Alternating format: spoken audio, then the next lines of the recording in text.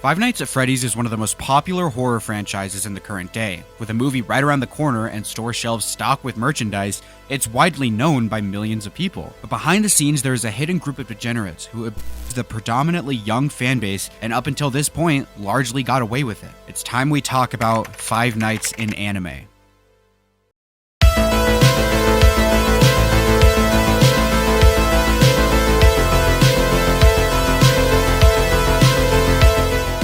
But what exactly is FNIA? Well, Five Nights in Anime is a trilogy of NSFW parody games made by a YouTuber called Marisu, and they feature characters from Five Nights at Freddy's, but drawn in an anime art style with over-exaggerated body parts. The games feature a similar layout and gameplay to their inspiration, but with some notable differences. In a game over, instead of being stuffed inside of a suit, you are forcibly made love to. I don't really know what I can say here to let YouTube allow this, but I'm sure you get what I mean. In the second game, instead of wearing a Freddy mask, you put a pair of pins on your head. Truly some riveting game design here. There are some other notable differences that these games have from the original, but with them being NSFW parody games, there's not really much I can say on YouTube. The first FNIA game was released in 2014, the second in 2015, and a demo for the third in 2019.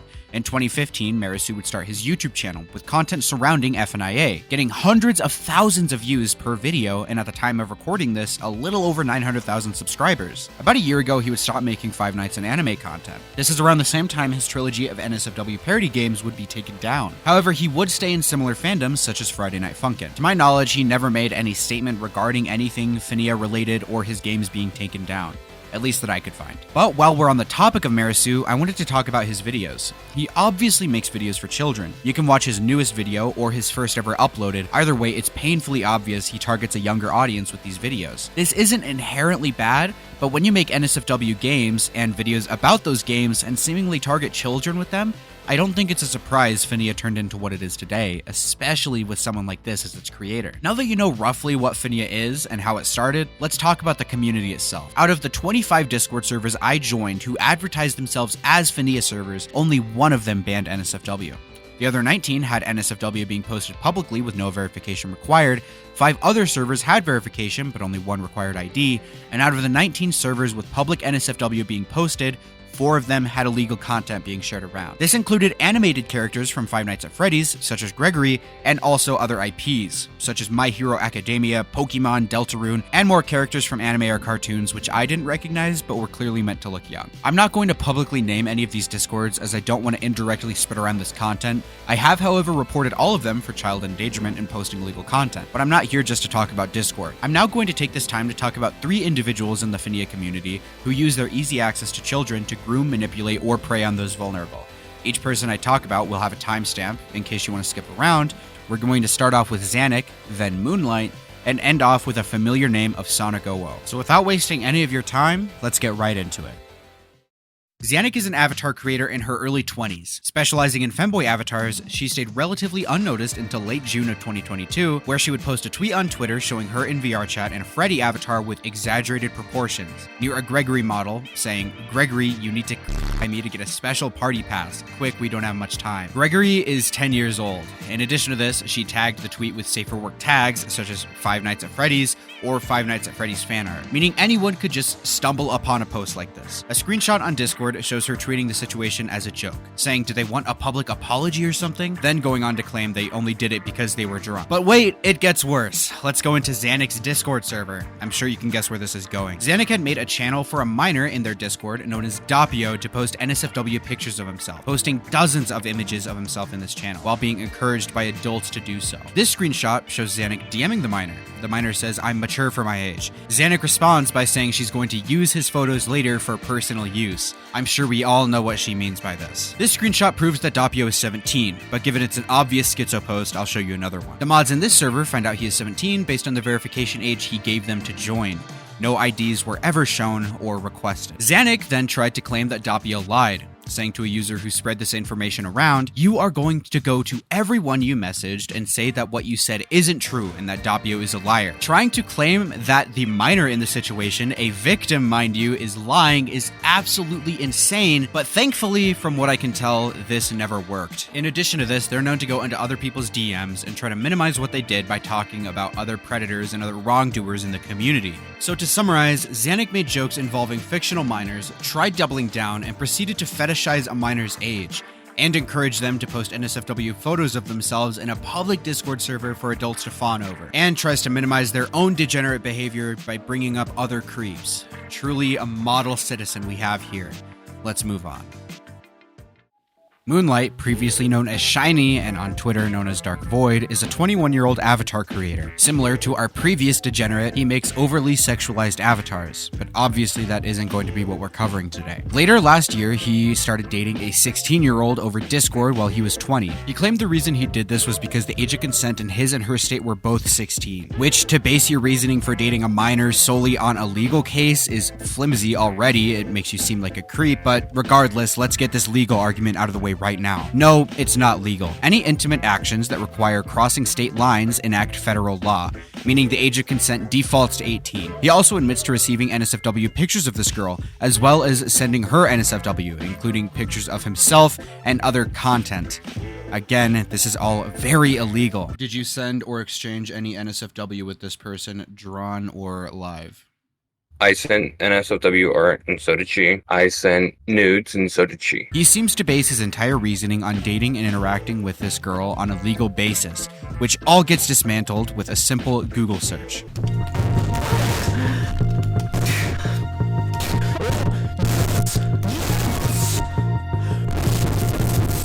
Let's talk about the moral side of this situation. In my opinion, he's also in the wrong. Using legality as an excuse to do something that is generally seen as immoral is already pretty stupid. Add on the constant guilt tripping on Twitter with a post saying, "Who's actually glad they met me?" And on Discord when he says, "Will this make the pain go away?" in reference to someone telling him about me making this video. It's hard to see if this person is a genuine danger online or just stupid. His blatant ignorance to laws that are literally Google searches away, seemingly basing his entire reasoning of dating a minor on a flimsy legal case and the guilt tripping. If this man isn't a genuine danger, his extreme ignorance in itself is. Let's move on. Sonicowo is someone you're definitely familiar with if you're a returning viewer.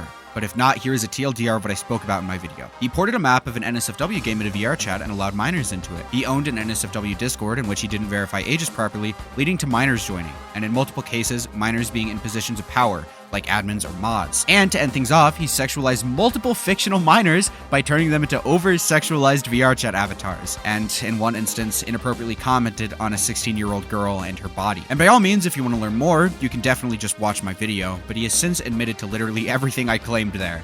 And as you've probably guessed, he has done a lot since, including making 5 different videos about the situation, one of which being an hour-long video in which he slut-shames a 16-year-old.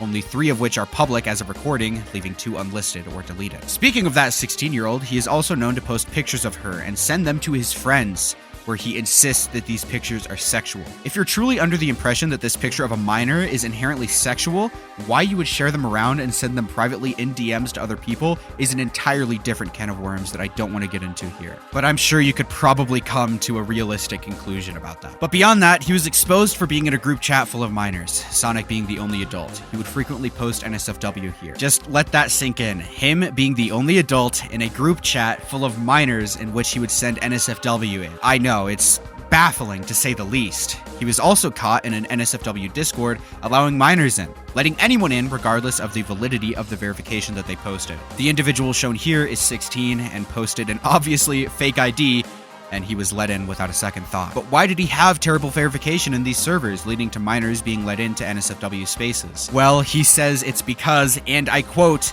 "it makes people happy." Why did I remove a verification in my server? For other people. One thing about me is I do everything for other people. Yeah, sonicowo is also known to put on a fake voice pretending to be a girl to defend himself, eventually changing his name to Punk Pink, but almost instantly going back to sonicowo. Truly some hyper-intelligence we are dealing with here. Claiming to be a reformed, safer-work artist now, he started an anti-creep grift on VRChat, trying to expose someone for acting weird with a kid. While sure, this is objectively a good thing to do and to talk about, he didn't get the validation he wanted from this, immediately making a new NSFW account and going back on him leaving the FNIA community and continuing to make NSFW. But this account advertising didn't end up working for him.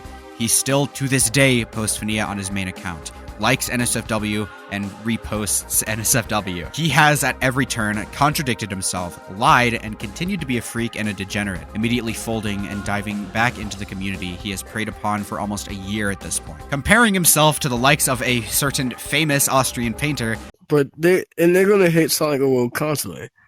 This is the thing they hate. And saying he wants to get famous for no other reason than he thinks it will protect him from controversy. The bigger the fan base, the less harder it is to destroy somebody. That's just how fame works.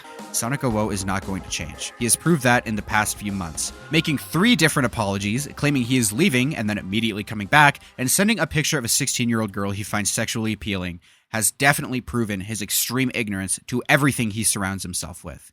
Let's move on. I had about a dozen individuals I could have talked about here, and there are more popping up every single day. The FNIA community is filled with vile, disgusting, and bordering on evil individuals, and these aren't isolated incidents. Whether it's twisting the law to justify your terrible actions, fetishizing children, or purposely allowing them in NSFW spaces, these are not unique cases. This happens commonly, and most people in this community either shove it under the rug or just straight up ignore these people's actions. Zanic is allowed back in most Discord servers he was previously shunned from. People in Moonlight's goodbye Twitter post are mournful and sad that they're leaving, and sonicowo is returning to this community without any pushback at all. There is a complete disregard for the terrible actions these people have done, and a blatant ignorance to the harm and predatory behavior that this community cultivates.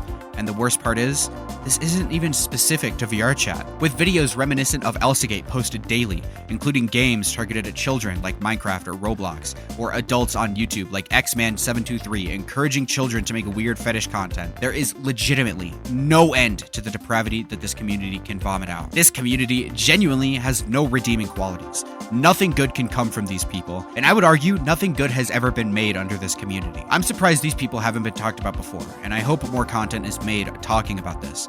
These people have gotten away with this behavior for years at this point, and something needs to happen. Whether it's just upping the moderation on VRChat or just being more vocal about these people, I hope this issue will be fixed. There is a lot more I could have spoken about on this topic, but I think it's best to save that for another video. If you have any questions or concerns, I'll answer what I can down below.